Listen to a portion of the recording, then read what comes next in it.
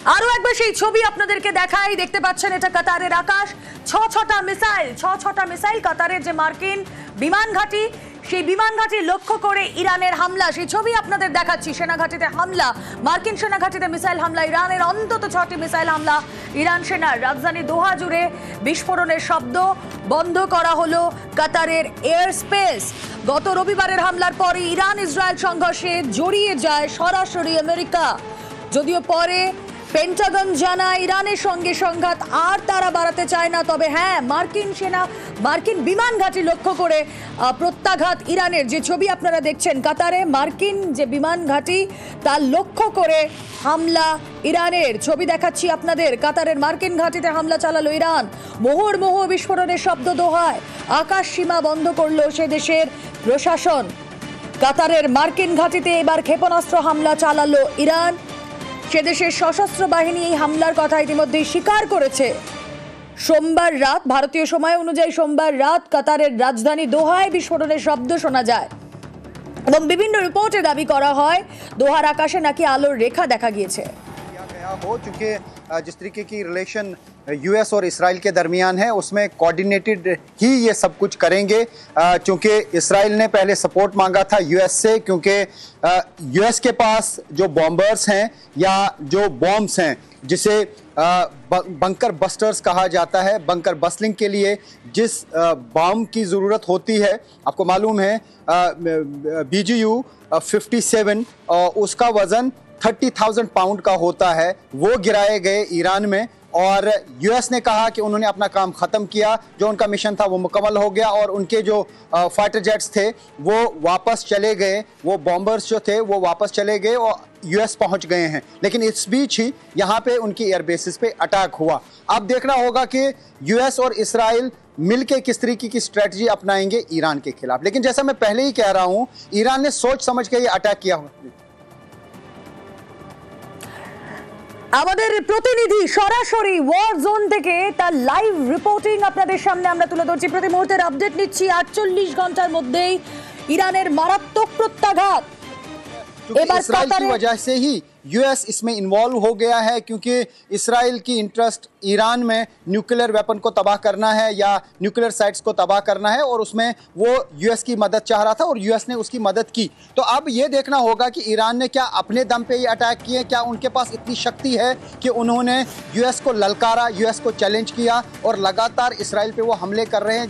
जहाँ पर, क्योंकि मैं यहाँ पे हूँ और मैं देख पा रहा हूँ कि इतनी तबाही ईरान की तरफ से दागे जा रहे मिसाइल से यहाँ पे होती है। लगातार मिसाइल गिर रहे हैं। आयरन डोम पे बहुत नाज था इसराइल को, लेकिन वो इवेड कर रहा है, ये जो मिसाइल्स हैं वो इवेड कर रहे हैं इस आयरन डोम को। और थार्ड भी यहाँ पे लगा है। थार्ड जो है वो यूएस की तरफ से दिए गए 2 थार्ड मिसाइल सिस्टम इसराइल को जो यहाँ पे लगे हुए हैं उनको भी वो इवेड कर रहे हैं उनके मिसाइल्स, क्योंकि वो मैं जैसे भी कह रहा हूँ कि तकरीबन 14-15 मैच उनकी स्पीड है, यानी कि 15,000 kilometre per hour, 20,000 kilometre per hour की स्पीड से ये मिसाइल्स चलते हैं। तो ये एयर डिफेंस सिस्टम को कंफ्यूज कर देते हैं। और अगर 50 मिसाइल लगाए जाते हैं उसमें से 40 अगर इंटरसेप्ट होते हैं, 10 जो है वो कहीं ना कहीं गिर जाते हैं, तबाही हो जाती है। लेकिन यहाँ पे इसराइल में एडवांटेज ये है लोगों की कि हर जगह पे बंकर हैं, घरों में बंकर हैं, होटल्स में बंकर हैं। जो ही अटैक होता है यूँ सायरन होती है, यानी जब ईरान मिसाइल लॉन्च करता है इसराइल में जूं जूं करके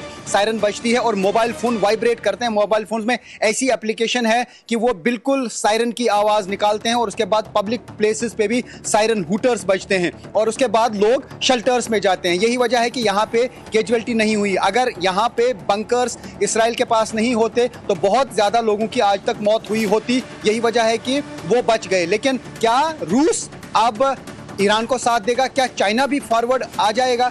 ये कहना मुश्किल है, लेकिन ऐसा लगता है कि रूस की बैकिंग ज़रूर ईरान को हो सकती है, क्योंकि रूस के जो ये जो है पुतिन ने जी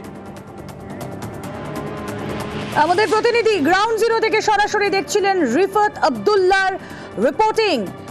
সিগনিফিকেন্টলি আপনাদের জানিয়ে রাখি, দোহার আল উদেইদ মধ্যপ্রাচ্যের সবচেয়ে বড় মার্কিন বিমান ঘাঁটি, যেখান থেকে গোটা মিডল ইস্টের অপারেশন নিয়ন্ত্রিত হয়, একেবারে কোট আনকোট অপারেশন নিয়ন্ত্রিত হয়। 1990 সাল উপসাগরীয় যুদ্ধের সময় এখানেই ঘাঁটি গেড়েছে আমেরিকা। দাবি ইরাক, ইরান এবং কাতারের মধ্যে শান্তি বজায় রাখতে সাহায্য করে এখানে আমেরিকার সেনা। আর এবার সেই সেনা ঘাঁটিকেই খুবই কৌশলে নিশানা করলো ইরান।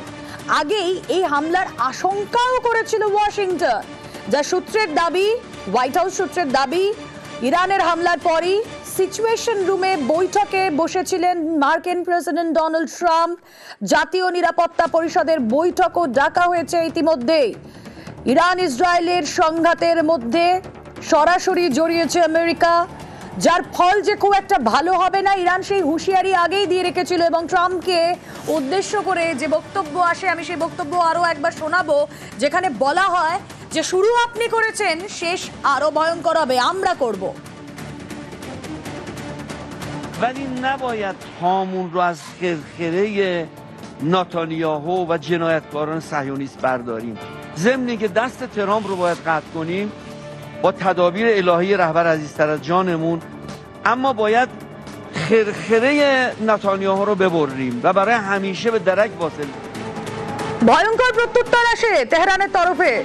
প্রতিটি মার্কিনই তাদের টার্গেট স্পষ্ট করে দেওয়া হয় এবং যেমন কথা তেমন কাজ। যে ছবি আপনারা দেখছেন এবং এখন যে ছবি আপনারা নিউজ 18 বাংলা স্ক্রিনে দেখছেন, তা হলো শপিং মলে আতঙ্ক, দোহার শপিং মলে আতঙ্ক, কাতারের রাজধানী দোহা। সেই সময় শপিং মলে বহু মানুষ ভিড় জমিয়েছিলেন, সেখানে আতঙ্ক, তারা ছুটে পালাচ্ছেন এলাকা থেকে, বিস্ফোরণের শব্দ, মুহুর্মুহু সাইরেন। সেই ছবি আপনাদের সামনে আমরা দেখাচ্ছি। সাধারণ মানুষের মধ্যে কতটা আতঙ্ক। সরাসরি কথা বলবো, আমাদের সহকর্মী অতনু সাপুই রয়েছেন সঙ্গে। অতনু, টার্গেট কি শুধু কাতারের মার্কিন বিমান ঘাঁটি, নাকি ইরানের টার্গেট লিস্টে আরো রয়েছে? শুধু কাতার নয়, কাতারে অ্যাটাক করার সবচেয়ে বড় কারণ হচ্ছে আমেরিকাকে এটা বোঝানোর যে পশ্চিম এশিয়ায় সবচেয়ে বড় এয়ারবেস, সবচেয়ে বড় সেনা ঘাঁটি যা রয়েছে আমেরিকার, সেটা হলো কাতারের আল উদেইদে। সেখানে যদি আমরা হামলা চালাতে পারি, তার মানে হচ্ছে আমরা মধ্যপ্রাচ্য বা পশ্চিম এশিয়া যাই বলো না কেন, এখানে ইরানের যে প্রতিবেশী দেশগুলো রয়েছে, ইরাক এবং সৌদি, সেখানে আমেরিকার যে ঘাঁটিগুলো রয়েছে সেগুলো যে কোনো মুহূর্তে গুলিয়ে দিতে পারে। তো আল উদেইদ যেমন কাতারের, তেমনই আইন আল আসাদ ইরাকের। সেখানে এখন মাছি গলার উপায় নেই। আমেরিকা এমন একটা সেখানে শিল্ড তৈরি করে ফেলেছে, মাছি গলার উপায় নেই।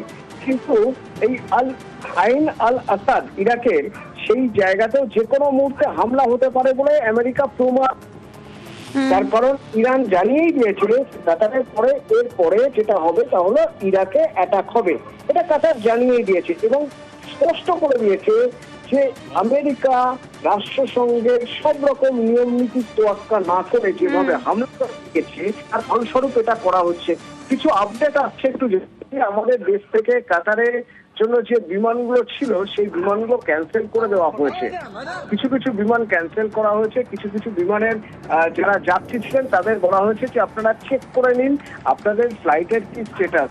যেমন কাতার এয়ারপোর্ট যেহেতু বন্ধ করে দেওয়া হয়েছে, দোহা হয়ে কোচি থেকে মাস্কাটে যে বিমান যাচ্ছিল ইন্ডিয়ান এয়ার ইন্ডিয়ার, সেই বিমানটিকে ঘুরিয়ে দেওয়া হয়েছে এবং সেটিকে ঘুরিয়ে দিয়ে নিয়ে আসা হচ্ছে কোচিতে। পাশাপাশি জানিয়ে দেওয়া হয়েছে যে কাতারের মাটিতে আমাদের এই মুহূর্তে আর কোনো বিমান নেই, সুতরাং ভয় পাওয়ার কোনো কারণ নেই।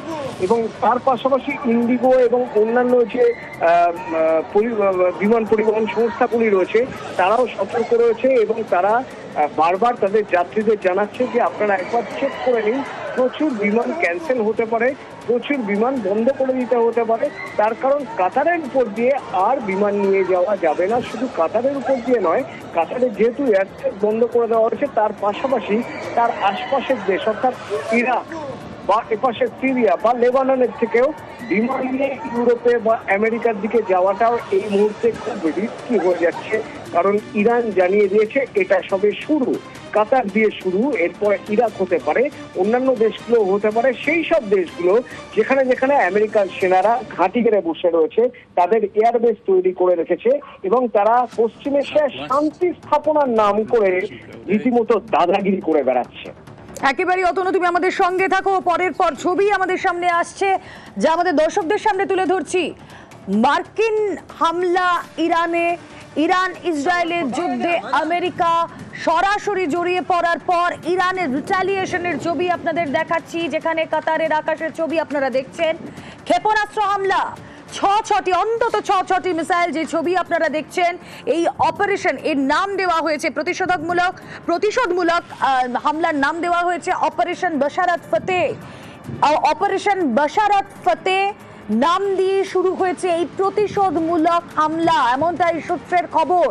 এবং প্রত্যাঘাত আসতে যে বেশি সময় লাগবে না তা ইরান স্পষ্ট করে দিয়েছিল। মার্কিন হামলার পর ইরান পাল্টা দেবে তা স্পষ্ট করে দেওয়া হয়েছিল এবং প্রত্যাঘাত আসতে বেশি সময় লাগলো না। যে ছবি আপনাদেরকে দেখাচ্ছি, বিধ্বংসী প্রতিক্রিয়া, পাল্টা হামলার ছবি আপনারা দেখছেন। এবং যে ছবি এখন দেখছেন দোহার একটি শপিং মলের ছবি। যেই মুহূর্তে এই মিসাইল অ্যাটাক হয় তখন শপিং মলে থাকা সাধারণ মানুষ তাদের মধ্যে ছুটোছুটি পড়ে যায়। যে ছবি আপনারা দেখছেন, তারা বিস্ফোরণের শব্দ শুনে, সাইরেনের শব্দ শুনে তারা যে যার মতো প্রাণ বাঁচাতে বেরিয়ে আসছেন মল থেকে। এই খবরেই নজর থাকবে, প্রতি মুহূর্তের আপডেট ওয়ার জোন থেকে আপনাদেরকে দেবে নিউজ 18 বাংলা। একটা ছোট্ট বিরতির পর।